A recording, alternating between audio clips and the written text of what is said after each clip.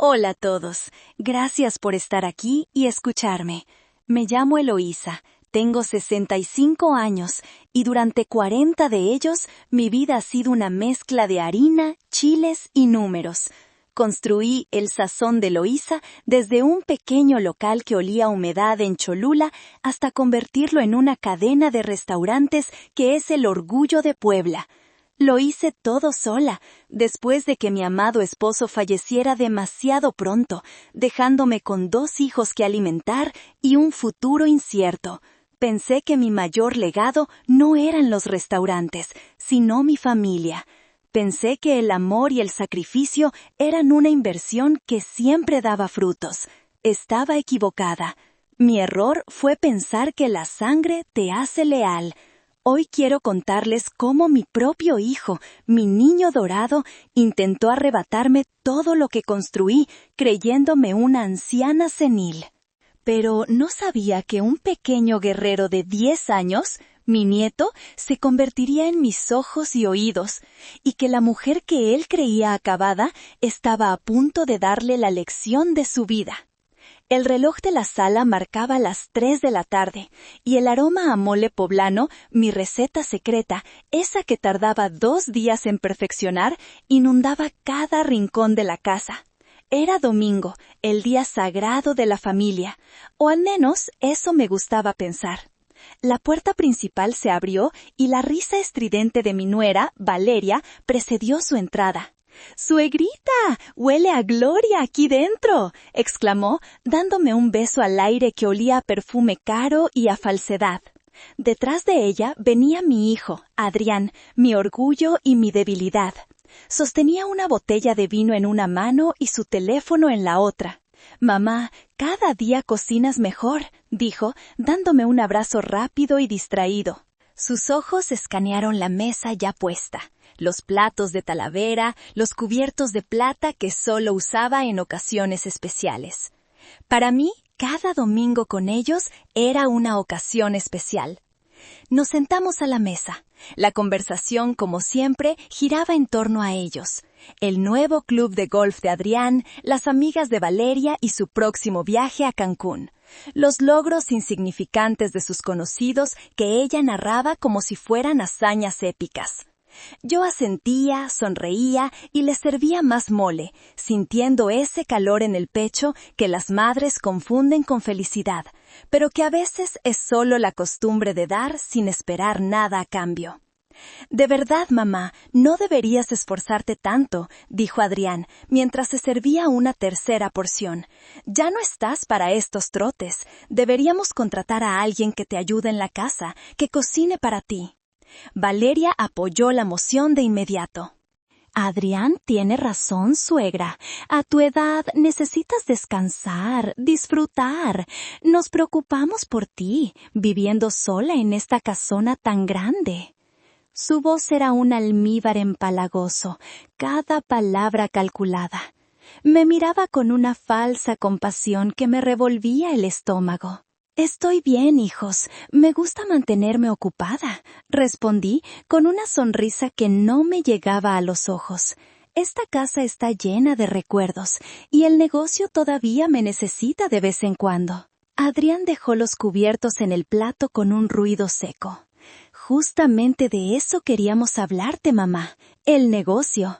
Has trabajado toda tu vida. Es hora de que des un paso al costado. Yo puedo encargarme, modernizar las cosas, expandirnos. Tengo ideas nuevas, frescas». Valeria no perdió la oportunidad de publicar una foto en Instagram, un selfie de los 3 con el plato de mole en primer plano. «Domingo en familia con la mejor suegra y el mejor mole del mundo. Amor puro. #FamilyLove». La ironía era tan espesa que se podía cortar con un cuchillo. Mientras ella coleccionaba me gusta de extraños, sentía cómo el amor verdadero en esa mesa se enfriaba, se volvía algo frágil y quebradizo, como una hoja seca en otoño.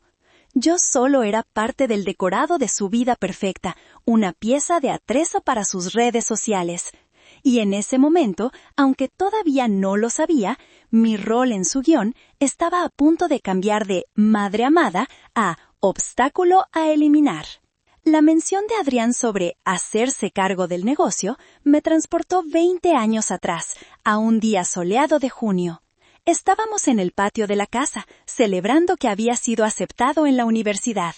Yo había trabajado turnos dobles durante meses, ahorrando cada peso para darle una sorpresa. «Cierra los ojos, mijo», le dije, con la voz temblorosa de emoción. Lo guié hacia la entrada, donde un coche compacto de segunda mano, pero en perfectas condiciones, brillaba con un gran lazo rojo en el capó. Cuando Adrián abrió los ojos, su grito de alegría fue la melodía más dulce que había escuchado. Me abrazó con fuerza, levantándome del suelo. «Gracias, mamá, eres la mejor del mundo», gritaba. En ese momento sentí que cada hora de sueño perdida, cada dolor de espalda, había valido la pena. Un año después, mi hija Sofía, siempre más callada, más práctica, también necesitaba un medio de transporte para ir a sus prácticas de enfermería. El negocio apenas empezaba a despegar y el dinero seguía siendo escaso.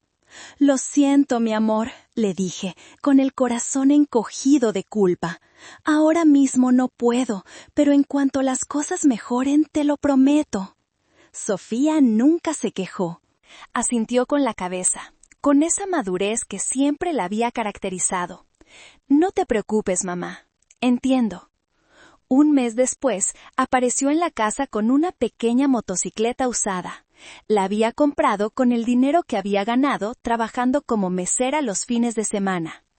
La miré, tan orgullosa y tan independiente, y una ola de vergüenza me recorrió. ¿Por qué le había dado a uno lo que le había negado a la otra? La respuesta era tan simple como dolorosa. Porque Adrián siempre había sabido pedir, exigir, hacer sentir que el mundo le debía algo. Sofía, en cambio, había aprendido a no esperar nada, a conseguir las cosas por sí misma. Esa noche, mientras Adrián presumía su coche con sus amigos, yo me senté en la cocina, mirando la pequeña motocicleta de Sofía estacionada en el patio. Era un monumento a mi fracaso como madre, a mi incapacidad para ser justa. Me prometí a mí misma que compensaría a Sofía, que nunca más permitiría que su hermano la eclipsara. Pero las viejas costumbres, como las malas hierbas, son difíciles de arrancar. Y durante años, sin darme cuenta, seguí regando la planta equivocada, cegada por un amor que me había vuelto injusta. Esa injusticia, como una deuda no pagada, estaba a punto de cobrarme los intereses más altos de mi vida. El recuerdo del coche se desvaneció y fue reemplazado por otro, aún más vívido y doloroso. La boda de Adrián y Valeria. Fue el evento social del año, o al menos así lo quiso Valeria. Un jardín lleno de flores blancas, una orquesta en vivo, un banquete para 300 invitados y un vestido de diseñador que costó más que mi primer local. «Suegrita, tiene que ser perfecto», me había dicho Valeria, mostrándome catálogos y presupuestos que me quitaban el aliento. «Es el día más importante de nuestras vidas. La gente hablará de esta boda durante años». Y yo, queriendo darle a mi hijo todo lo que yo no tuve, accedí a todo. Liquidé inversiones, pedí un préstamo usando uno de los restaurantes como garantía. «Es mi único hijo varón», me justificaba a mí misma. «Se merece lo mejor». La noche de la boda yo estaba radiante, o eso creía. Llevaba un vestido azul pavo real, elegido por Valeria, por supuesto. Veía a mi hijo en el altar, tan apuesto, tan feliz, y sentía que mi corazón iba a estallar de orgullo. El momento del brindis llegó. Adrián tomó el micrófono con una copa de champán en la mano. Su voz resonó en todo el jardín. «Quiero agradecer a todos por estar aquí», comenzó. «A mis amigos, que son mis hermanos, a la maravillosa familia de mi esposa, que me ha recibido como a un hijo». Hizo una pausa y miró a los padres de Valeria, quienes sonreían con suficiencia. Y por supuesto, a la mujer de mi vida, mi preciosa Valeria, que hoy me ha hecho el hombre más feliz del mundo. Los aplausos resonaron, la gente vitoreaba. Yo esperaba. Esperaba mi nombre, esperaba una mención, un pequeño guiño, un agradecimiento por la mujer que lo había criado sola, que había financiado cada detalle de esa noche mágica. Pero la mención nunca llegó. Adrián levantó su copa. ¡Salud! Y eso fue todo. Me quedé sentada en mi mesa, con la sonrisa congelada en el rostro. Sentí como si alguien me hubiera golpeado en el estómago. A mi lado, Sofía me tomó la mano por debajo del mantel. No dijo nada, pero su apretón fue suficiente. Ella lo había notado. Ella siempre lo notaba. En ese instante, en medio de la música y la celebración, me sentí completamente invisible. No era la madre del novio, era la patrocinadora del evento, una figura anónima en la lista de proveedores. Esa noche, mientras veía a mi hijo bailar con su esposa, bajo una lluvia de fuegos artificiales que yo había pagado, entendí que el amor, para él, era transaccional.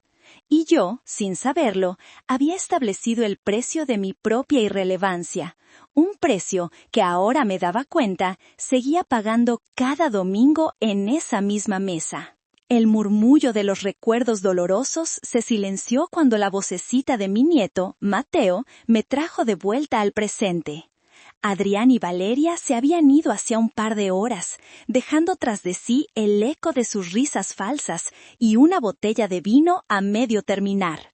Yo me había quedado cuidando a Mateo, algo que se había vuelto una costumbre conveniente para ellos. Estábamos en la pequeña biblioteca de la casa, sentados en el suelo sobre una alfombra persa que mi esposo y yo habíamos comprado en nuestro único viaje al extranjero. Jugábamos una partida de ajedrez. Mateo, con sus 10 años, era un oponente sorprendentemente astuto. «Jaque», dijo, moviendo su alfil con una concentración feroz. Su ceño fruncido me recordaba a su abuelo. «Muy bien, campeón», le dije, estudiando el tablero. «Pero la reina de la abuela todavía tiene algunos trucos bajo la manga». Moví mi pieza, y él se quedó pensativo.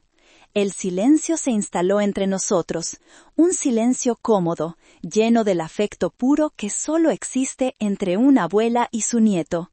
Fue en ese silencio que él habló, con la naturalidad de un niño que no conoce la malicia. «Abuela», dijo, sin levantar la vista del tablero, «¿te vas a mudar pronto?» La pregunta me tomó por sorpresa. «¿Mudarme? ¿Por qué lo dices, mi amor?» Él movió un peón como si fuera la cosa más normal del mundo. «Porque mi papá le dijo a mi mamá que ya no falta mucho, que pronto seremos los dueños de todos los restaurantes y que yo voy a tener mi propio cuarto aquí, el que ahora usas para coser». Sentí que el aire se escapaba de mis pulmones. El tablero de ajedrez se volvió borroso. Las piezas blancas y negras se mezclaron en un remolino sin sentido. Mateo continuó, ajeno a mi conmoción, y también dijo que tú te irías a un lugar muy bonito y tranquilo, especial para personas mayores, para que ya no te preocupes por nada. Cada palabra era un martillazo en mi pecho. Un lugar tranquilo, personas mayores, dueños de todo. Las frases retumbaban en mi cabeza.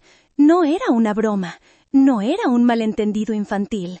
Era un plan frío y calculado, del que estaban hablando delante de su propio hijo. Conseguí controlar mi voz, forzando una calma que no sentía. «Ah, sí, tu papá y yo hemos hablado de hacer algunos cambios para el futuro». Mateo finalmente levantó la vista y me sonrió. «¡Qué bueno! Porque me encanta esta casa, y así podré jugar ajedrez contigo todos los días». Le devolví la sonrisa, pero sentí como si los músculos de mi cara se fueran a romper. «Claro que sí, mi vida». «¡Jaque mate!», dijo, moviendo su torre con un golpe triunfal. Pero el verdadero jaque mate no estaba en ese tablero.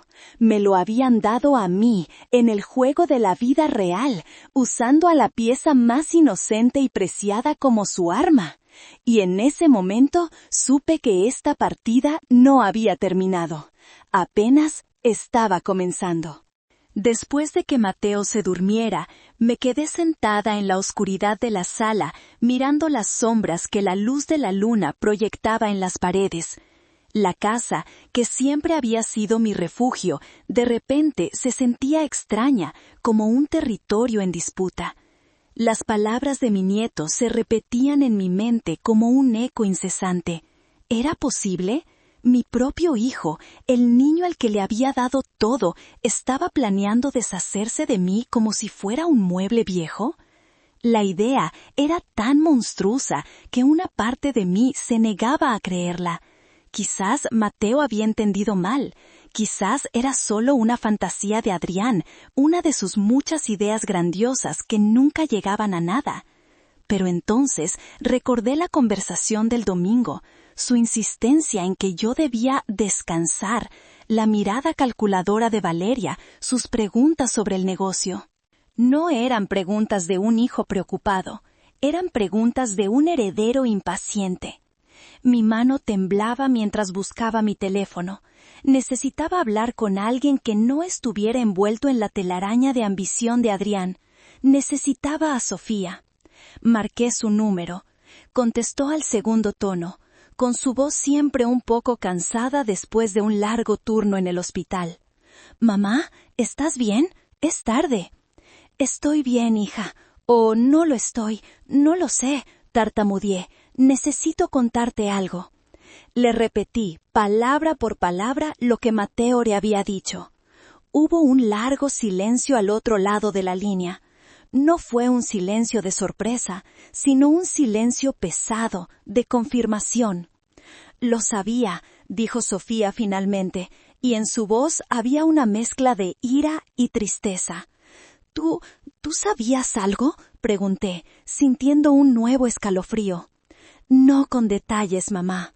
«Pero los he escuchado. Cuchichean por teléfono cuando creen que no estoy cerca. He oído a Valeria quejarse del lento ritmo de las cosas y a Adrián diciendo que hay que tomar el control antes de que sea tarde». Hizo una pausa. «La semana pasada, Valeria hablaba con una de sus amigas sobre redecorar la casa principal. Pensé que se refería a la suya, pero ahora todo encaja». Las piezas del rompecabezas encajaban con una claridad aterradora. No era mi imaginación, no era un malentendido, era una conspiración. «¿Qué hago, Sofía?», pregunté, sintiéndome pequeña y vulnerable por primera vez en muchos años. «Por ahora, nada», respondió mi hija, y su voz de enfermera, acostumbrada a las crisis, se volvió firme y tranquilizadora. «No los confrontes, no les dejes saber que sospechas, actúa normal, y por el amor de Dios, mamá, no firmes absolutamente nada». «Ni una receta del súper, ¿me entiendes? Nada. Mañana a primera hora buscaré el nombre de un buen abogado, uno que no tenga ninguna conexión con Adrián». Colgué el teléfono y me sentí un poco más fuerte. La niebla de la incredulidad se había disipado, reemplazada por una fría certeza. Ya no era una madre herida, era una mujer de negocios con un problema que resolver, y como siempre había hecho, lo resolvería. Mi imperio no se construyó con lágrimas, sino con estrategia. Era hora de recordarles a todos quién era la reina en este tablero. La advertencia de Sofía resonó en mis oídos durante los siguientes días. Me movía por mi casa y mi vida con una nueva cautela, como una actriz en un escenario, representando el papel de la madre y abuela de siempre. Pero por dentro, cada fibra de mi ser estaba en alerta máxima. El jueves por la tarde, el timbre sonó. Era Valeria, sola. Llevaba una sonrisa radiante y una carpeta de cuero bajo el brazo. «Suegrita, qué sorpresa», dije, abriendo la puerta, mi voz sonando más natural de lo que me sentía. «¿Y Adrián? Mateo?» Adrián está en una reunión importantísima y Mateo en su clase de fútbol, dijo, entrando sin ser invitada. Pero yo no podía esperar para traerte esto. Dejó la carpeta sobre la mesa de centro de la sala. Es un regalo de parte de Adrián y mío. Sabemos que te preocupas por el futuro y todo eso, así que te contratamos el mejor seguro de gastos médicos mayores que existe. Cobertura total, sin deducibles, los mejores hospitales del país. Abrió la carpeta y deslizó varias hojas llenas de letra pequeña frente a mí. Es una maravilla, pero la burocracia es terrible. Solo necesitamos que firmes aquí, aquí y aquí para activar la póliza. Es urgente porque la oferta vence mañana. Mi corazón empezó a latir con fuerza. Recordé las palabras de Sofía. No firmes absolutamente nada. Miré los papeles. Parecían oficiales, llenos de logos y sellos. Valeria me tendió una pluma de aspecto caro. Su manicura roja perfecta contrastaba con el papel blanco. «Es muy amable de su parte, ¿de verdad?», dije, tratando de ganar tiempo. «¿No es mucha molestia? Estas cosas suelen ser muy caras». Ella rió, un sonido agudo y falso. «Para ti nada es demasiado caro, suegra. Eres nuestra prioridad número 1. Anda, firma, y luego te preparo un tecito y me cuentas cómo va todo». Su insistencia era casi agresiva, envuelta en una capa de dulzura venenosa. Cogí los papeles y los acerqué a mi cara, fingiendo dificultad para leer. «Ay, esta vista mía, cada día está peor. No alcanzo a distinguir nada sin mis lentes de lectura. ¿Y dónde los habré dejado ahora?» Me levanté y empecé a buscar aparatosamente por la sala, abriendo cajones, revisando detrás de los cojines. Valeria me seguía con la mirada y pude ver una sombra de impaciencia cruzar su rostro perfectamente maquillado. «Deben estar en mi recámara», dije finalmente, dirigiéndome hacia las escaleras. «¿Sabes qué, hija? Déjame los papeles aquí. Los leo con calma esta noche con mis lentes y mañana a primera hora se los doy firmados a Adrián». La sonrisa de Valeria se tensó visiblemente por una fracción de segundo. «Claro, suegra, como quieras, pero no se te vaya a olvidar, ¿eh? Es muy importante». «No te preocupes, lo pondré junto a mi cama para no olvidarlo», le aseguré, escoltándola hacia la puerta. En cuanto su coche desapareció por la calle, cerré la puerta con el cerrojo puesto y corrí hacia el teléfono. Le tomé una foto a la primera página de los documentos y se la envié a Sofía con un mensaje: «Esto es lo que me trajo». La respuesta de mi hija fue inmediata y escalofriante. «Mamá, llama al licenciado Morales, ahora mismo». La tarde se sentía pesada, cargada de una tensión casi palpable. Sostenía los papeles que Valeria me había dejado, y aunque no entendía la jerga legal, sentía su peso tóxico en mis manos. Eran más que simples hojas, eran la materialización de la traición. Mi primer impulso fue llamar a Adrián y confrontarlo, gritarle, preguntarle cómo se atrevía, qué clase de monstruo había criado. Quería ver su rostro cuando lo desenmascarara, quería que se ahogara en sus mentiras. Pero la voz de Sofía, fría y lógica, resonaba en mi cabeza. «No los confrontes, no les dejes saber que sospechas». Tenía razón. Una explosión de ira solo me daría una satisfacción momentánea, pero les daría a ellos la ventaja. Sabrían que estaba sobre aviso y cambiarían de táctica, se volverían más cuidadosos, más peligrosos. Me obligué a respirar hondo. La ira era un fuego que podía purificar, pero también podía consumir. Necesitaba canalizarla, convertirla de una llama incontrolable en un láser preciso y devastador. Miré a mi alrededor, a la casa que había construido con mi esposo. Cada mueble, cada fotografía en la pared contaba una historia. La historia de nuestra vida, de nuestros sacrificios. ¿Iba a permitir que la codicia de un hijo malcriado y su esposa arribista borrara todo eso? No. La mujer que había negociado con proveedores tramposos, que había enfrentado a inspectores corruptos, que había despedido a chefs con egos más grandes que sus talentos, esa mujer seguía dentro de mí. Había estado dormida, arrullada por el falso confort del amor maternal, pero ahora estaba despertando, y estaba furiosa. Mi chanchullo no era por miedo o por indecisión, era una pausa estratégica, el momento de calma antes de la batalla. Necesitaba pensar, no como una madre herida, sino como la dueña de El Sazón de Eloísa. Necesitaba una estrategia, un plan de negocios para gestionar la crisis más importante de mi vida. La mirada de Valeria, tensa e impaciente cuando le dije que leería los papeles más tarde, fue la pieza final que necesitaba. No era la mirada de alguien preocupado por la fecha de vencimiento de una oferta. Era la mirada de un depredador al que se le escapa la presa por un tecnicismo. Tomé la carpeta de cuero y la guardé en mi caja fuerte, detrás de las escrituras de los restaurantes y las joyas de mi madre. Esos papeles no eran un regalo. Eran una declaración de guerra. Y si querían guerra, la tendrían. Pero se jugarían en mi tablero, con mis reglas y en mi tiempo.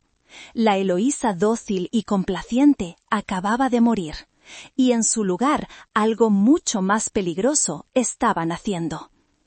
A la mañana siguiente, a las 9 en punto, estaba sentada en el despacho del licenciado Morales. Era un hombre de la vieja escuela, amigo de mi difunto esposo, con unos ojos amables que habían visto demasiadas historias de codicia familiar como para sorprenderse. Su despacho olía a libros viejos, a café fuerte y a integridad. Le extendí la carpeta que Valeria me había dejado. Mi nuera dice que es un seguro médico de lujo, dije, mi voz sonando firme, aunque por dentro me sentía como un flan. El licenciado Morales se puso sus gafas de lectura y examinó los documentos en silencio. Pasó las páginas lentamente, una por una. Su expresión no cambió, pero vi cómo una pequeña vena en su sien comenzaba a palpitar. Era una señal que yo conocía bien. Estaba conteniendo la ira. Después de lo que pareció una eternidad, se quitó las gafas y las dejó sobre el escritorio con una delicadeza deliberada. Me miró fijamente. Eloísa, dijo, y su voz era grave, seria. Esto de seguro médico no tiene ni la portada. La primera hoja es un poder notarial general, amplio y sin restricciones. Si firmas esto, Adrián tendría el control absoluto sobre todas tus cuentas bancarias, propiedades y decisiones, tanto personales como de negocios. Podría vender los restaurantes mañana mismo y tú no podrías hacer nada para evitarlo. Sentí que el suelo se abría bajo mis pies. Era peor de lo que había imaginado. Pero eso no es lo peor, continuó, señalando otro documento. Esto de aquí es un contrato de cesión de derechos. Estás, esencialmente, transfiriéndole a él la totalidad de tus acciones en la empresa familiar, no como una herencia futura, sino con efecto inmediato. A cambio de, y cito, un peso y el amor y afecto que te profesa. Un peso, susurré, sintiendo una náusea amarga subir por mi garganta. El amor y el afecto. Así que ese era el valor que mi hijo le ponía a mi vida entera de trabajo. Un peso y un puñado de mentiras. Quieren dejarte en la calle, Eloísa, legalmente.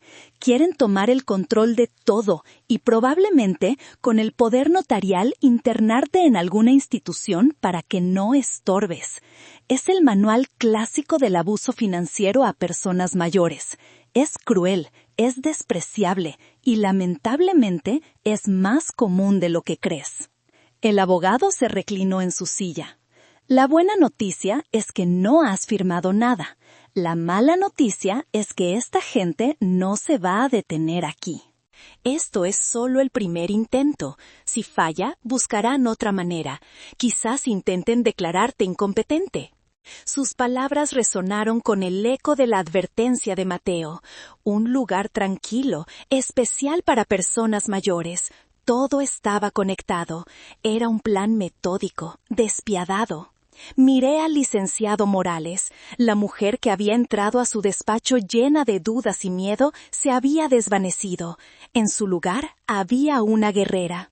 Entonces, licenciado, dije, y mi voz ya no temblaba, necesito que me ayude a preparar una contraofensiva, necesito que me ayude a construir una fortaleza alrededor de mi patrimonio tan alta y tan fuerte que ni mi propio hijo pueda escalarla, y luego necesito que me ayude a tenderles una trampa. El licenciado Morales sonrió por primera vez, una sonrisa delgada, astuta. Con mucho gusto, Eloísa, con mucho, mucho gusto. Salí del despacho del licenciado Morales y el sol de la mañana me pareció más brillante, los colores de la calle más nítidos. Era como si un velo se hubiera rasgado de mis ojos. Durante años había vivido en una neblina de amor maternal incondicional, una neblina que me había impedido ver la verdad. Había criado a un extraño. El hijo que yo recordaba, el niño que me traía flores silvestres del campo, el adolescente que me ayudaba a cargar cajas en el primer restaurante, ya no existía. O quizás nunca había existido de verdad. Quizás solo había sido una proyección de mis propios deseos, de la familia que anhelaba tener. El hombre que ahora llevaba su nombre era un producto de mi propia ceguera. Lo había malcriado, le había dado todo en bandeja de plata, protegiéndolo de las dificultades que a mí me habían hecho fuerte. Le enseñé a recibir, pero nunca le enseñé el valor de ganar. Y ahora, él creía que todo lo mío le pertenecía por derecho, no por esfuerzo. Mi mayor error no fue amarlo demasiado, sino amarlo mal. Mientras caminaba, una profunda tristeza me invadió. Lloré, no por la traición, sino por la pérdida.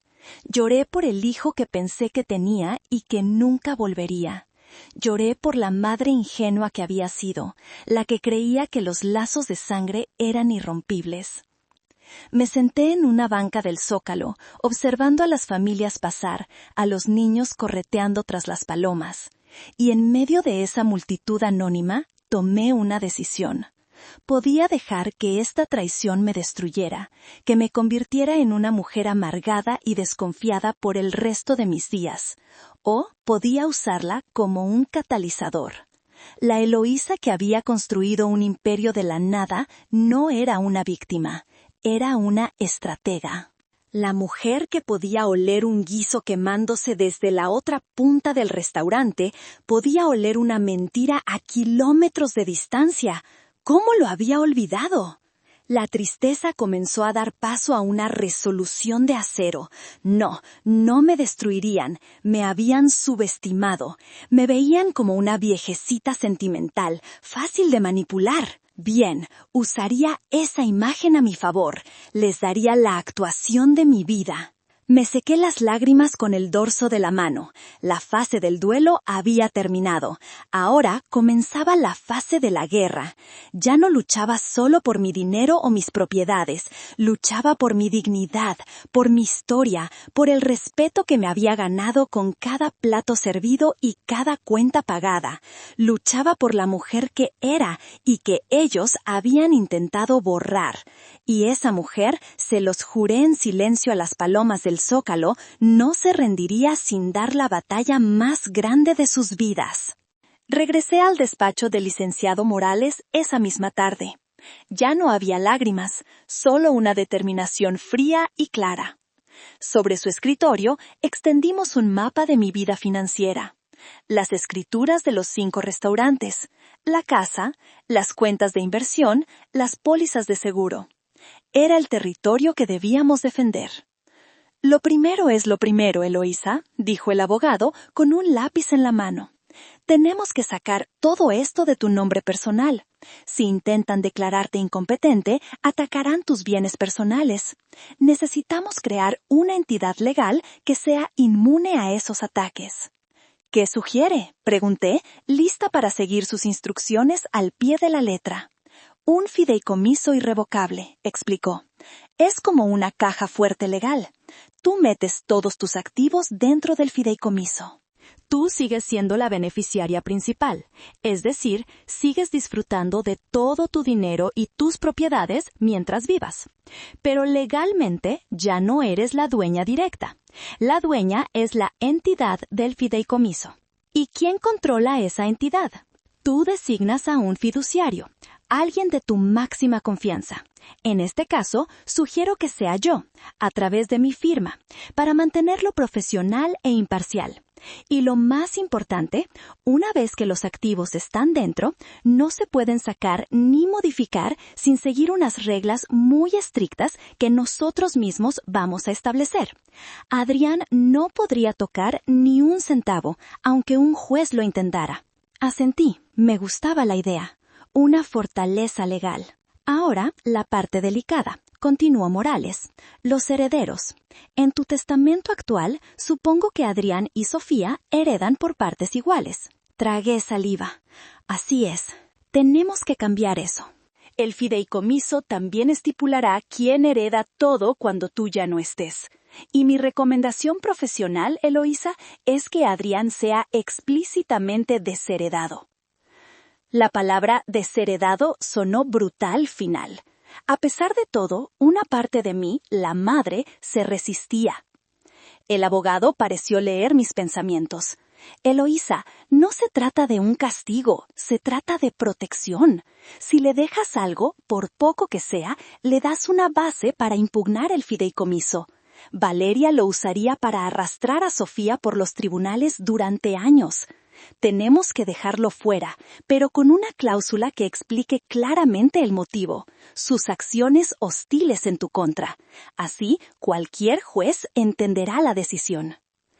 Respiré hondo y asentí. Tenía razón. Hágalo. Todo para Sofía y para mis nietos, Mateo incluido. Quiero que una parte se destine a la educación de Mateo, gestionada directamente por el fideicomiso, para que su padre no pueda tocarla. ¡Excelente idea!, dijo Morales, tomando notas. Ahora, la trampa. Necesitamos que ellos crean que su plan sigue en marcha, que te estás ablandando. ¿Qué tengo que hacer?, pregunté. Llámalos, diles que has estado pensando, que quizás tienen razón, que estás cansada. Diles que estás considerando su ayuda, pero que necesitas tiempo. Muéstrate confundida, vulnerable. Y lo más importante, diles que extraviaste los papeles que te dio Valeria y que necesitas que te traigan una copia nueva. Eso nos dará tiempo para preparar todo esto y además nos proporcionará una segunda prueba de su intención fraudulenta. Una sonrisa maliciosa se dibujó en mi rostro. Entendido, licenciado, es hora de que empiece la función. Esa noche ensayé mi papel. Practiqué una voz temblorosa frente al espejo, un gesto de confusión, una mirada perdida. Me sentía como una actriz preparándose para el papel de su vida, y en cierto modo lo era. Con el corazón martillándome en el pecho, marqué el número de Adrián. «Mamá, ¿qué pasa?», contestó, su voz teñida de una impaciencia apenas disimulada. «Hijo», comencé, dejando que mi voz se quebrara un poco. «He estado pensando mucho en lo que me dijeron, en lo que tú y Valeria me dijeron el domingo». Hubo una pausa. Podía casi oír las antenas de su codicia levantándose. «¿Y qué pensaste, mamá?» Pues que quizás tienen razón. A veces me siento tan cansada, y los números, las cuentas, ya no son lo que eran. Me confundo». Hice una pausa dramática seguida de un suspiro tembloroso. Quizás sí necesito su ayuda. El cambio en su tono fue instantáneo. La impaciencia se convirtió en una solicitud empalagosa. «Claro que sí, mamita, para eso estamos. Siempre lo hemos dicho. Solo queremos lo mejor para ti». «Gracias, hijo, pero hay un problema». ¿Qué problema, mamá? Lo que sea, lo resolvemos. Los papeles que me trajo Valeria, los del seguro ese, creo que los perdí. Con esto de que ando olvidando todo, no sé dónde los puse. Los busqué por todos lados. Mentí con una facilidad que me asustó a mí misma. Pude oír a Adrián tratando de contener su frustración. No te preocupes, mamá, no pasa nada. Le digo a Valeria que imprima unas copias nuevas y te las llevamos. ¿Te parece bien el fin de semana? Sí, hijo, el fin de semana está bien. Gracias por ser tan comprensivo. Descansa, mamá, y no te preocupes más. Ya nos vamos a encargar de todo, dijo, y en su voz había un tono de triunfo que me revolvió las entrañas. Colgué el teléfono y me permití una sonrisa sombría. El pez había mordido el anzuelo. Durante las siguientes 2 semanas jugué mi papel a la perfección. Cuando me llamaban, me mostraba olvidadiza. ¿Ya comí? Ay, no me acuerdo. Les contaba historias inconexas. Les preguntaba lo mismo 3 veces en la misma conversación. Desde su perspectiva, mi deterioro cognitivo se estaba acelerando convenientemente. Valeria me llamaba para darme consejos de salud. Suegrita, leí que el ginkgo biloba es malísimo si se mezcla con sus pastillas de la presión. ¿No lo estará tomando, verdad? Cada llamada era una trampa, una forma de recopilar anécdotas sobre mi supuesta incompetencia que seguramente planeaban usar más adelante. Mientras tanto, a sus espaldas, mi verdadero yo se movía a la velocidad del rayo. Reuniones diarias con el licenciado Morales, firmas de documentos, transferencias de activos al fideicomiso. Cada día, la fortaleza a mi alrededor se hacía más alta, más inexpugnable. Era una doble vida agotadora. Por fuera, era la frágil Eloísa perdiendo el control. Por dentro, era la generala Eloísa, moviendo mis tropas y preparando mis defensas para la batalla final. Y disfrutaba cada segundo de su engaño, sabiendo que su arrogancia sería su perdición. En medio de la vorágine de abogados y papeles, sentía una soledad abrumadora. Estaba luchando la batalla más importante de mi vida, pero no podía compartirlo con nadie más que con el licenciado Morales. Sofía sabía que algo estaba pasando, pero no conocía la magnitud del plan. Sentí que se lo debía, no solo la verdad, sino también una disculpa que llevaba años pendiente. La invité a cenar a uno de mis restaurantes, el primero, el más pequeño y acogedor. Quería un lugar neutral, un lugar que nos recordara nuestros comienzos. Llegó puntual, como siempre, con su uniforme de enfermera todavía puesto bajo una chaqueta ligera. Había ojeras bajo sus ojos, pero su mirada era clara y directa. «¿Qué pasa, mamá? Me tienes preocupada», dijo, en cuanto la mesera se retiró. Tomé sus manos entre las mías. Eran manos fuertes, capaces, manos que sanaban a otros, y yo, su madre, las había ignorado durante tanto tiempo. «Hija», comencé, y la palabra se sintió pesada, cargada de todo lo que no había dicho.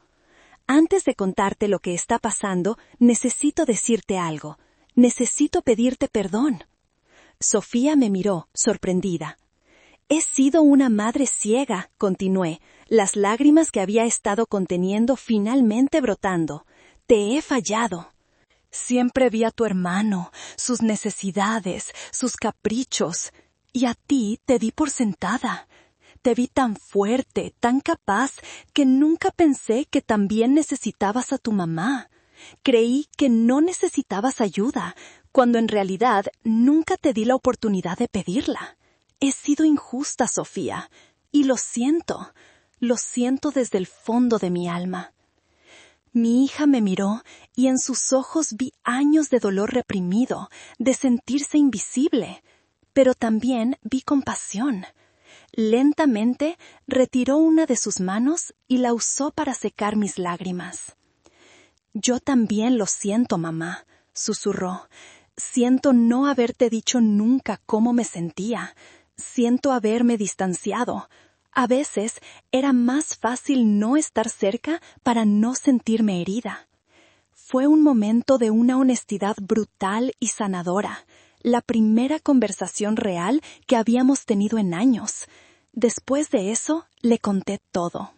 El plan de Adrián y Valeria, los papeles, el fideicomiso, la trampa que estaba tendiendo. A medida que hablaba, veía cómo la tristeza en su rostro se transformaba en una furia fría, la misma que yo había sentido. Cuando terminé, ella asintió lentamente. «Son unos monstruos». «Lo sé». «¿Qué necesitas de mí?», preguntó sin dudarlo un segundo.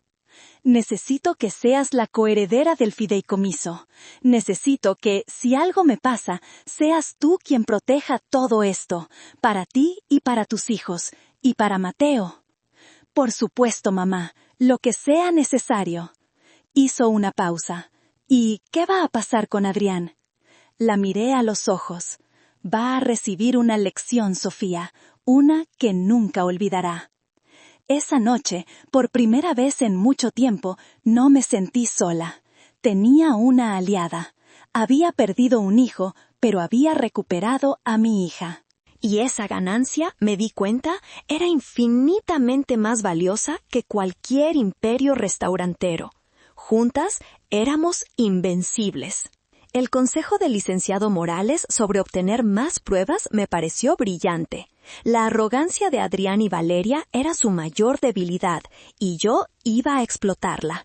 Compré un pequeño dispositivo de grabación no más grande que un botón y lo oculté hábilmente en el broche de un chal que siempre usaba en casa. También hice que una empresa de seguridad instalara discretamente un par de cámaras de alta definición en la sala y el comedor. «Es por los robos en la colonia, hijo», le dije a Adrián por teléfono. «A mi edad una se vuelve más miedosa». Él estuvo de acuerdo sin sospechar nada. Probablemente pensó que era otra señal de mi senilidad. El sábado por la tarde llegaron. Adrián traía una nueva carpeta bajo el brazo y Valeria una caja de sus pasteles favoritos, un gesto de generosidad tan falso como su sonrisa.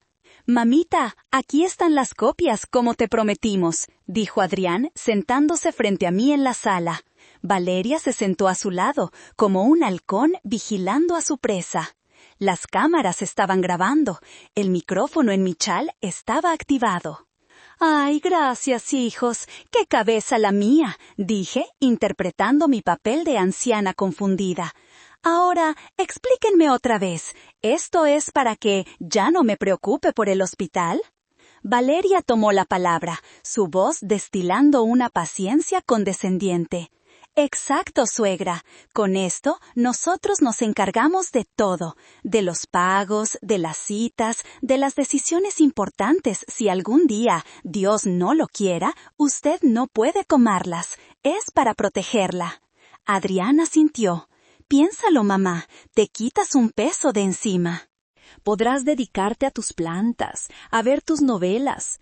Nosotros nos haremos cargo del estrés del negocio, de las propiedades. Es mucho para una sola persona». «¿Hacerse cargo para siempre?», pregunté con un hilo de voz. «Es lo mejor, mamá», dijo Adrián, acercándose y poniendo una mano sobre la mía. Su toque se sintió frío, repulsivo. «Confía en nosotros, somos tu familia, solo queremos tu bienestar». «¿Y si firmo esto, qué pasará con la casa, con los restaurantes?», pregunté, mirando a Valeria. Ella sonrió, creyendo que la victoria era suya. «Todo seguirá siendo tuyo, suegra, pero nosotros lo administraremos, para que no te estafen, para que el dinero rinda más. Y sí, eventualmente, cuando tú ya no estés, pues todo quedará en la familia, como debe ser. No tendrás que preocuparte por testamentos complicados ni nada. Todo estará resuelto». «¿Y ustedes creen que estoy en condiciones de seguir manejando todo sola?», pregunté, mirándolos directamente, dándoles la oportunidad de decir la verdad. Adrián y Valeria intercambiaron una mirada rápida. «Mamá, te queremos mucho», dijo Adrián, con un tono solemne y ensayado. Pero hemos notado que olvidas cosas, te confundes. Es normal a tu edad, no es tu culpa. Precisamente por eso queremos ayudarte, para que no cometas un error costoso. Ahí estaba, la confesión, la justificación de su plan, dicha con sus propias voces, capturada en audio y video de alta definición. Era todo lo que necesitaba. Tienen razón, dije, bajando la cabeza para ocultar mi sonrisa de triunfo. Estoy tan cansada. Déjenme los papeles. Los firmaré esta noche cuando esté tranquila. Salieron de mi casa esa tarde, convencidos de su inminente victoria. No tenían idea de que acababan de firmar su propia sentencia. Con las grabaciones en mi poder, la última pieza del rompecabezas estaba en su lugar. Pasé la siguiente semana en un torbellino de actividad silenciosa. Cada movimiento fue calculado, cada detalle planeado con la precisión de un chef preparando un banquete para un rey. El licenciado Morales finalizó todos los trámites del fideicomiso. Firmé los documentos finales en su despacho, sintiendo un peso liberarse de mis hombros. Mi legado estaba a salvo. Luego me reuní con el gerente de mi banco, un hombre que me conocía desde que abrí mi primera cuenta de negocios con un puñado de billetes arrugados. Le expliqué, sin entrar en detalles familiares sórdidos, que necesitaba reestructurar mis finanzas. Abrí nuevas cuentas bajo el nombre del fideicomiso y transferí la mayor parte de mis activos líquidos, dejando solo una cantidad modesta en las cuentas que Adrián conocía.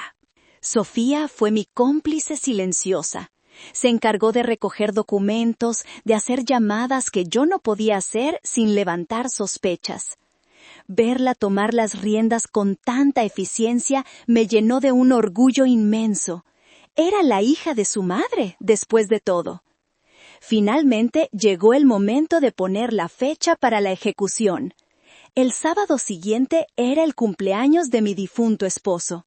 Me pareció una fecha poética, una forma de honrar su memoria al proteger lo que ambos habíamos construido. Llamé a Adrián. «Hijo, ya lo he decidido», le dije, mi voz sonando resignada y un poco triste. «Tienen razón, es hora de que descanse. He firmado los papeles que me trajeron». Pude oír un suspiro de alivio al otro lado de la línea. «¡Qué buena noticia, mamá! Tomaste la decisión correcta. ¿Cuándo podemos pasar por ellos?» «Quiero hacerlo bien», respondí. «Quiero que lo celebremos». «Vengan el sábado por la tarde. Prepararé una comida especial. Será una nueva etapa para todos nosotros». «Claro, mamá. Ahí estaremos». «Ah, y una cosa más», añadí, como si se me acabara de ocurrir. «Invita a tu tía Consuelo. Quiero que toda la familia sea testigo de esta transición, para que no haya malentendidos en el futuro». Adrián aceptó de inmediato. Consuelo, la hermana de mi esposo, siempre había sido su mayor defensora, una mujer que creía ciegamente en la superioridad masculina para los negocios. Sería la testigo perfecta para su humillación. Colgué el teléfono y me dirigí a la cocina. Empecé a sacar los ingredientes para el plato favorito de mi esposo. Iba a preparar un banquete, sí, un banquete para celebrar el fin de una era de mentiras y el comienzo de mi nueva vida. Sería una comida memorable, el último sabor de El Sazón de Eloísa que mi hijo y su esposa probarían como parte de mi familia. La calma antes de la tormenta perfecta que estaba a punto de desatar. El sábado llegó con un cielo despejado y un sol radiante que no reflejaba en absoluto la tormenta que se gestaba dentro de mi casa. A las 3 de la tarde sonó el timbre. Adrián y Valeria entraron con una confianza que rayaba en la arrogancia. Adrián sostenía una botella de champán carísimo, y Valeria, vestida de blanco como una novia en su día de bodas, llevaba una sonrisa triunfal. Detrás de ellos venía mi cuñada Consuelo, con su habitual aire de superioridad. «¡Felicidades, Eloísa!», dijo Consuelo, dándome unas palmaditas en el brazo. Finalmente entraste en razón. Un negocio tan grande es cosa de hombres. Adrián lo hará de maravilla. Yo sonreí. Gracias por venir, Consuelo. Siéntense, por favor. La comida está casi lista. El ambiente durante la comida era surrealista. Ellos hablaban animadamente de sus planes futuros.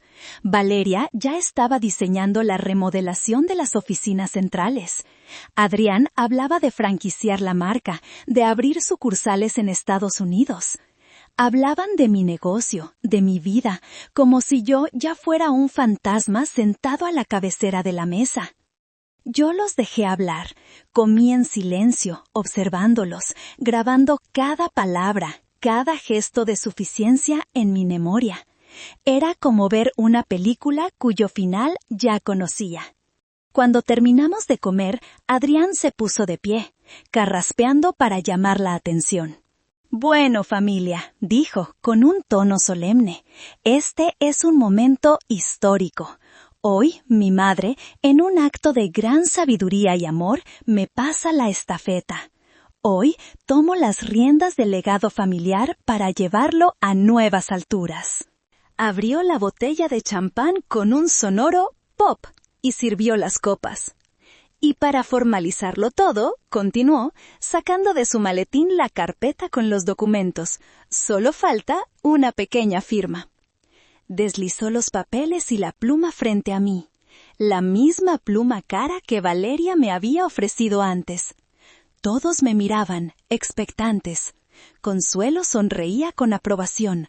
Valeria contenía la respiración, sus ojos brillando con codicia. Adrián me miraba con una mezcla de impaciencia y condescendencia. Era el momento. El telón estaba a punto de levantarse para el acto final.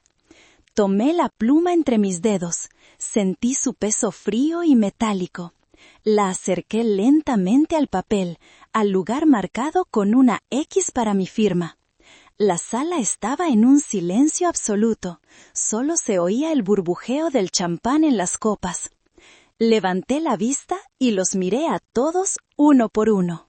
Sus rostros eran un poema de anticipación triunfante. Entonces sonreí. Una sonrisa genuina, amplia, y dejé la pluma sobre la mesa. Antes de firmar, dije, mi voz sonando clara y fuerte, rompiendo la tensión. Hay un par de invitados que están por llegar. Creo que es importante que estén presentes para un evento tan trascendental. La confusión apareció en sus rostros. ¿Invitados? ¿Quién es mamá?, preguntó Adrián, frunciendo el ceño. Justo en ese momento sonó el timbre. Deben ser ellos, dije, levantándome con una calma que los descolocó. Caminé hacia la puerta y la abrí. En el umbral estaban mi hija Sofía, con una expresión seria y determinada, y a su lado el licenciado Morales, con su portafolio de cuero en la mano y una mirada de acero. Pasen, por favor, llegan justo a tiempo para el brindis, dije, haciéndome a un lado. Cuando Adrián vio al abogado, su rostro palideció. Valeria se puso rígida en su asiento, su sonrisa se desvaneció como por arte de magia. Consuelo miraba de uno a otro, sin entender nada. ¿Qué significa esto, mamá?, espetó Adrián, su voz perdiendo el tono de celebración. ¿Qué hacen ellos aquí? Sofía es mi hija, y el licenciado Morales es mi abogado, respondí tranquilamente, volviendo a mi lugar en la mesa. Y en un asunto de negocios tan importante, creo que es prudente tener asesoría legal y el apoyo de toda la familia, ¿no crees? El licenciado Morales se sentó en una silla vacía, colocando su portafolio sobre la mesa con un chasquido seco que resonó en la sala. Sofía se quedó de pie detrás de mí, con una mano apoyada en mi hombro. Era un gesto de apoyo, pero también una declaración de guerra. El ambiente festivo se había evaporado. La trampa estaba cerrada. Y mis presas, finalmente, empezaban a darse cuenta de que estaban atrapadas. Adrián se recuperó del shock inicial y forzó una risa nerviosa. ¿Asesoría legal? Mamá, no es necesario. Esto es un asunto de familia. El licenciado Morales es un gran abogado, pero está un poco anticuado. Nosotros tenemos a nuestros propios expertos. El licenciado Morales lo miró por encima de sus gafas. Adrián, me halaga que me recuerdes. Y sí, quizás mis métodos son anticuados. Valoro cosas como la honestidad, la ética y la ley, conceptos que parecen ser nuevos para ti. Valeria intervino, su voz afilada como un cuchillo. Mire, licenciado, con todo respeto, esto no le incumbe. Es una decisión que mi suegra ha tomado libremente. ¿Libremente?, replicó Morales, abriendo su portafolio. Sacó una carpeta idéntica a la que Adrián tenía sobre la mesa. Me temo que hay un pequeño problema con la libre decisión de la señora Eloísa.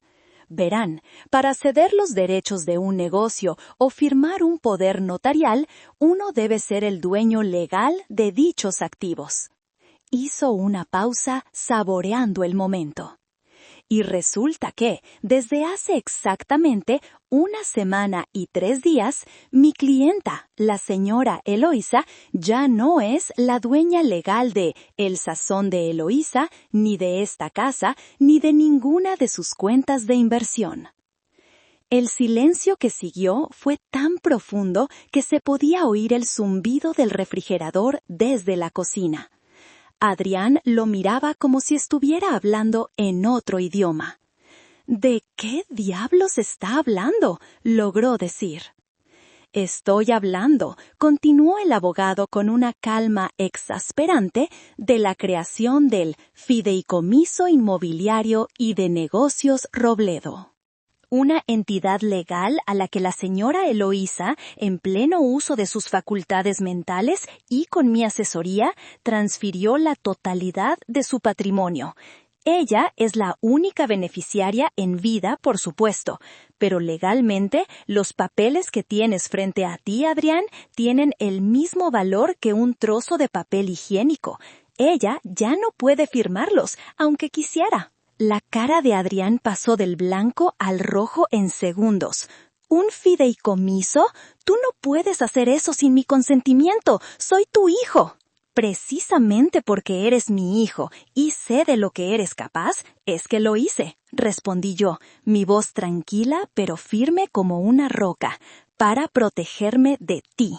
Valeria se levantó de un salto. «Esto es un fraude. Usted la manipuló», le gritó al abogado. «Ella no está bien de la cabeza. Lo probaremos en la corte». Sofía, que había permanecido en silencio, dio un paso al frente.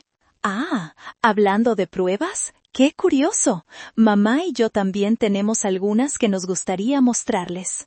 Sofía sacó una tablet de su bolso y la conectó al sistema de televisión inteligente de la sala. La enorme pantalla, que Adrián y Valeria me habían regalado la Navidad pasada para que viera mejor mis novelas, cobró vida. «¿Qué es este circo?», masculló Adrián, aunque su bravuconería empezaba a flaquear. En la pantalla apareció una imagen nítida. Era la sala en la que estábamos sentados, grabada desde un ángulo discreto. Y en la imagen estaban Adrián y Valeria sentados en el mismo sofá, hablando conmigo. La fecha y la hora estaban estampadas en la esquina inferior. Era la grabación de su visita de hacía 2 semanas. La voz de Valeria, clara como el cristal, llenó la habitación. «Exacto, suegra. Con esto nosotros nos encargamos de todo. De las decisiones importantes. Si algún día Dios no lo quiera, usted no puede tomarlas. Es para protegerla». Luego, la voz de Adrián. «Confía en nosotros. Somos tu familia. Solo queremos tu bienestar». Consuelo se llevó una mano a la boca. Adrián y Valeria miraban la pantalla horrorizados. Entonces llegó la parte clave.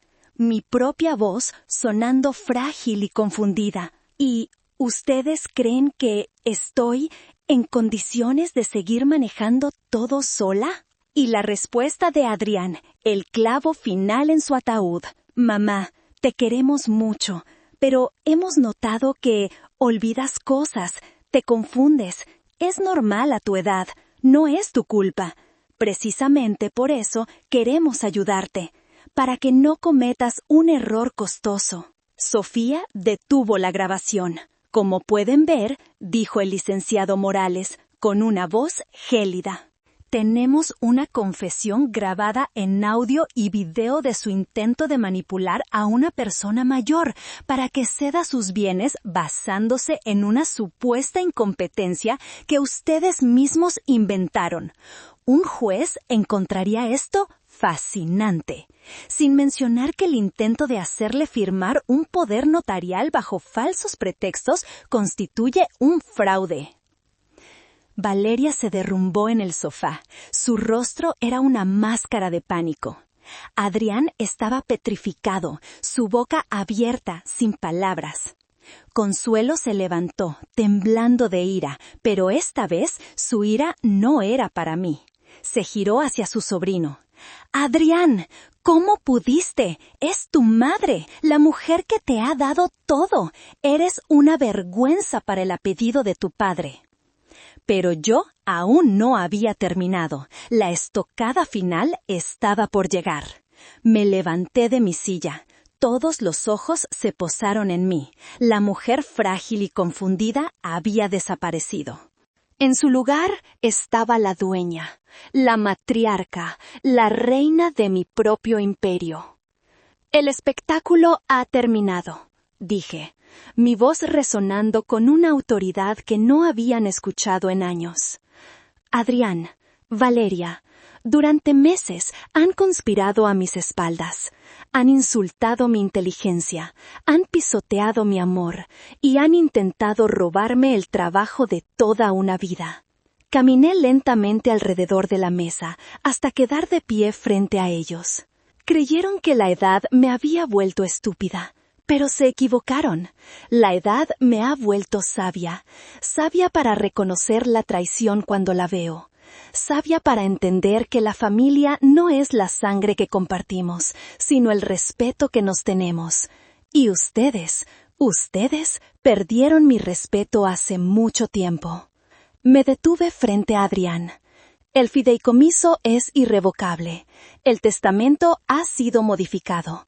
Estás oficialmente desheredado. Él me miró, sus ojos llenos de una mezcla de odio e incredulidad. «No puedes hacerme esto. Soy tu hijo». «Un hijo no hace lo que tú has hecho», respondí sin pestañear. «Ahora, las consecuencias. A partir del lunes, todos los beneficios que recibes de la empresa se terminan. El coche de lujo que conduces es propiedad de la empresa. Tienes 24 horas para devolverlo. Las tarjetas de crédito corporativas que usas para pagar tu extravagante estilo de vida serán canceladas esta misma tarde. El generoso sueldo que recibías como consultor fantasma se acabó». Me giré hacia Valeria, que sollozaba en silencio. «Y la casa en la que viven, la que compré como regalo de bodas, el enganche lo di yo, pero la casa está a nombre de Adrián. Supongo que tendrán que aprender a vivir de su propio trabajo, si es que saben cómo hacerlo». Finalmente, recogí la carpeta que Adrián había traído. La rompí por la mitad y luego otra vez, y dejé caer los pedazos sobre la mesa frente a él. «Esta reunión ha terminado. La casa en la que están es propiedad del fideicomiso, y como su representante, les pido que se retiren, ahora mismo, y que dejen sus llaves en la entrada». Me di la vuelta, dándoles la espalda, una señal de que para mí ya no existían. Sofía y el licenciado Morales me siguieron. El poder en la habitación había cambiado de manos de forma tan absoluta, tan devastadora, que el aire mismo parecía vibrar. El silencio que quedó tras mis palabras fue más elocuente que cualquier grito. Fue el silencio de la derrota total. Adrián miraba los pedazos de papel rotos sobre la mesa como si fueran las ruinas de su vida, y en cierto modo lo eran. Su rostro, normalmente tan lleno de confianza, se había descompuesto en una mueca de shock y furia impotente. Valeria fue la primera en reaccionar. Se levantó bruscamente, sus sollozos convertidos en un siseo venenoso. «Te arrepentirás de esto, vieja bruja», escupió, su máscara de sofisticación hecha trizas. «¡Nos veremos en los tribunales!» «Adelante», respondió el licenciado Morales, sin inmutarse. «Será un placer presentar estas grabaciones como prueba número 1. El escándalo será magnífico. Imagina los titulares, Valeria. Socialité de Puebla y su esposo intentan estafar a su madre anciana. Tu círculo de amigas lo encontrará fascinante». La amenaza velada dio en el blanco. La idea del escarnio público era peor que la ruina financiera para ella. Se quedó sin palabras, su rostro contraído por el odio. Adrián finalmente se movió. Se levantó lentamente, como un hombre viejo. Miró a su tía Consuelo buscando apoyo. Pero ella apartó la vista, con una expresión de profundo desprecio. «Vámonos, Valeria», masculló Adrián sin mirarme. Caminaron hacia la puerta como autómatas. Adrián sacó su llavero, quitó la llave de mi casa y la dejó sobre la mesita del recibidor con un golpe seco. El sonido fue definitivo, como el de un candado cerrándose para siempre. No dijeron nada más. Salieron y cerraron la puerta tras de sí. En cuanto se fueron, sentí que las fuerzas me abandonaban. Me dejé caer en una silla, y el temblor que había estado conteniendo finalmente se apoderó de mí. Sofía corrió a mi lado y me abrazó con fuerza. «Se acabó, mamá, se acabó», me susurró al oído. Lloré por la fealdad de todo, por la familia rota, por el hijo que había perdido para siempre. Pero mis lágrimas no eran solo de dolor, también eran de alivio, de liberación. Consuelo se acercó a mí, con los ojos enrojecidos. «Eloísa, perdóname, fui una tonta, estaba ciega. Lo que te han hecho no tiene nombre». «No tienes que disculparte, Consuelo, tú también fuiste engañada», le dije sinceramente. Esa tarde, los 3 que quedábamos, los supervivientes de esa guerra familiar, nos quedamos sentados en silencio, viendo cómo el sol se ponía. La casa se sentía más grande, más vacía, pero también más limpia. El veneno había sido purgado, la batalla había terminado, había ganado, pero el sabor de la victoria era amargo, como las cenizas de un amor quemado. Los meses que siguieron fueron una extraña mezcla de calma y caos. El caos, por supuesto, provenía del colapso de la vida de Adrián y Valeria. Tal como lo había predicho, la pérdida de mi apoyo financiero fue un golpe del que no pudieron recuperarse. Se vieron obligados a vender su ostentosa casa en la Vista Country Club, apenas cubriendo la hipoteca y las deudas que habían acumulado. El coche de lujo fue devuelto. Los viajes, las cenas caras, la ropa de diseñador, todo se desvaneció como un espejismo. Las noticias me llegaban a través de terceros. Se mudaron a un pequeño departamento rentado en una zona mucho más modesta de la ciudad. La presión financiera y la humillación pública resultaron ser demasiado para su frágil matrimonio. Valeria, cuya identidad entera se basaba en el estatus y la apariencia, no pudo soportar la caída. Unos 6 meses después de la confrontación, le pidió el divorcio a Adrián y se fue de la ciudad, supuestamente de vuelta a casa de sus padres. Adrián, por su parte, tuvo que enfrentarse a la realidad por primera vez en su vida. Sin mi red de seguridad, tuvo que buscar un trabajo de verdad. Consiguió un puesto como gerente de ventas en una empresa de insumos para restaurantes, una cruel ironía que no pasó desapercibida para mí. Tuvo que vender su Rolex, cambiar su ropa de marca por algo más asequible. Tuvo que aprender a vivir con un presupuesto.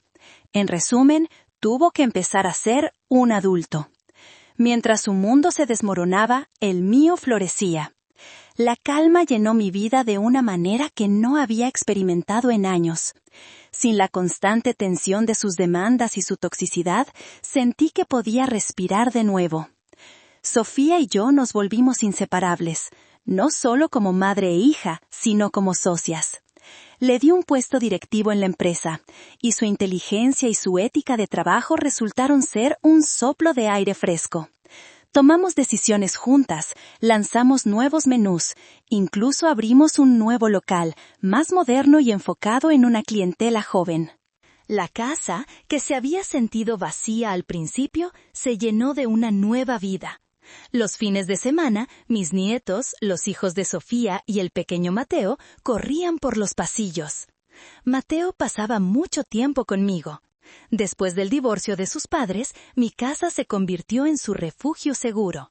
Jugábamos ajedrez, cocinábamos juntos. Él nunca volvió a mencionar la conversación que lo empezó todo, pero había un entendimiento silencioso entre nosotros. Él era mi pequeño guardián, y yo era su puerto seguro. Mi vida se había redefinido. Ya no era solo la madre de Adrián, la suegra de Valeria. Era Eloísa, la empresaria, la abuela, la amiga, una mujer completa dueña de su destino. Había podado las ramas muertas y venenosas de mi árbol genealógico, y para mi sorpresa, el resto del árbol comenzó a crecer más fuerte y más sano que nunca. El cambio más profundo y significativo no fue en las finanzas ni en el negocio, sino en mi relación con Sofía. La crisis nos había forzado a derribar los muros que habíamos construido entre nosotras durante años. Empezamos a tener cenas semanales, solo ella y yo.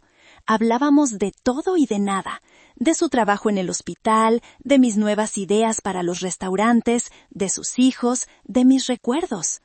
Descubrí a mi hija de nuevo, no como la niña callada que siempre estaba a la sombra de su hermano, sino como una mujer increíblemente fuerte, inteligente y compasiva. Un día, mientras revisábamos los balances del trimestre, me miró y me dijo: «¿Sabes, mamá? Por primera vez en mi vida siento que me ves, de verdad». Sus palabras me atravesaron. «Siempre te he visto, hija. Simplemente no sabía cómo demostrártelo», le respondí, con un nudo en la garganta. Juntas tomamos una decisión importante. Creamos una fundación con el nombre de mi difunto esposo, dedicada a dar becas a jóvenes de bajos recursos que quisieran estudiar gastronomía. Era una forma de transformar el dolor de nuestra historia familiar en algo positivo, en una oportunidad para otros. También mi relación con Mateo se fortaleció. Con la partida de su madre y la lucha de su padre por mantenerse a flote, yo me convertí en su ancla. Le enseñé las recetas de su abuelo, le conté las historias de cómo empezamos el negocio con 2 mesas y un sueño. Quería que conociera sus raíces, que entendiera el valor del trabajo y la honestidad, todo lo que su padre había olvidado. «¿Mi papá era como tú cuando era niño?», me preguntó un día, mientras amasábamos pan. «Tu papá tenía un buen corazón, Mateo», le respondí con cuidado, «pero a veces la gente se pierde en el camino. Se olvidan de lo que es realmente importante». «¿Y qué es lo realmente importante, abuela?». «Esto», le dije, señalando nuestras manos cubiertas de harina. «Hacer algo con tus propias manos, crear, compartir, y saber que el amor no se mide por lo que te dan, sino por lo que tú eres capaz de dar». Él asintió, con la seriedad de un niño que entiende cosas profundas. La herida de la traición de Adrián nunca sanaría por completo. Siempre quedaría una cicatriz.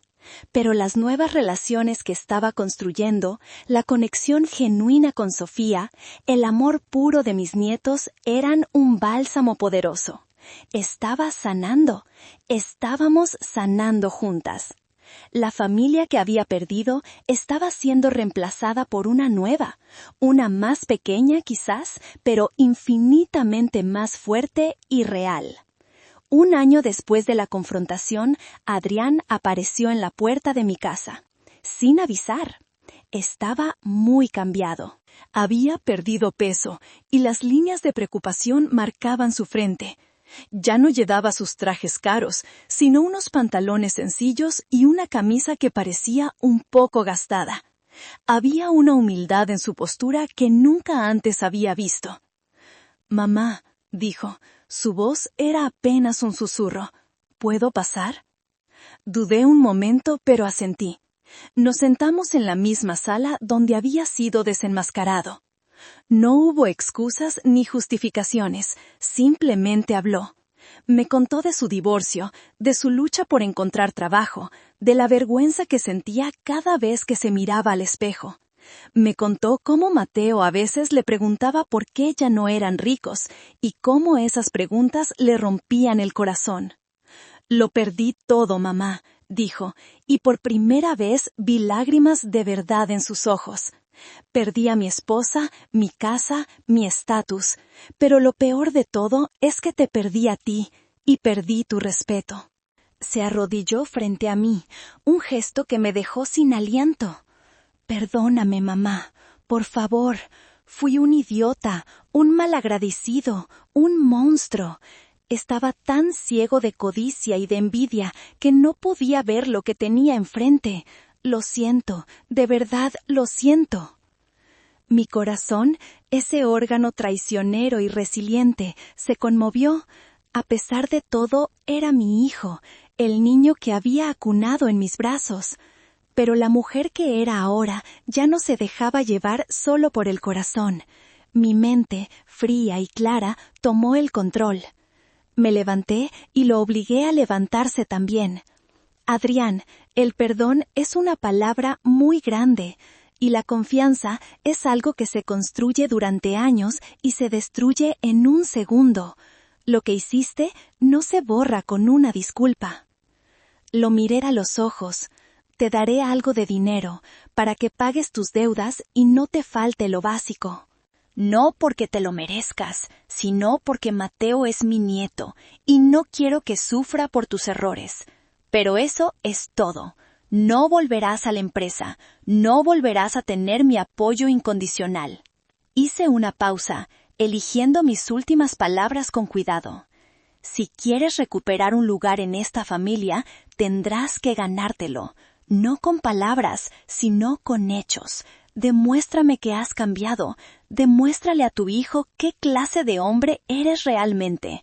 El camino será largo, y no te prometo que al final del mismo encuentres lo que perdiste, pero es el único camino que hay».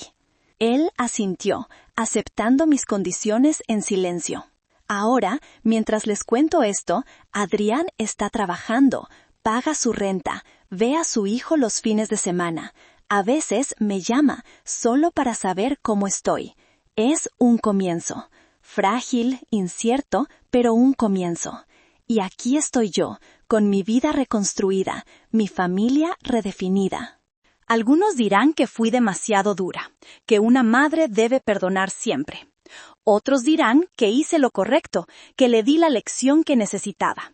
Así que les pregunto a ustedes, los que han escuchado mi historia con el corazón abierto, ¿fui yo la que destruyó a la familia o solo expuse la verdad que ya existía?